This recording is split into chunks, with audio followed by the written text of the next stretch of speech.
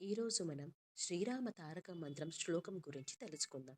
అలాగే శ్రీరామ తారక మంత్రం యొక్క పూర్తి అర్థాన్ని కూడా నేను ఈ వీడియోలో వివరిస్తాను.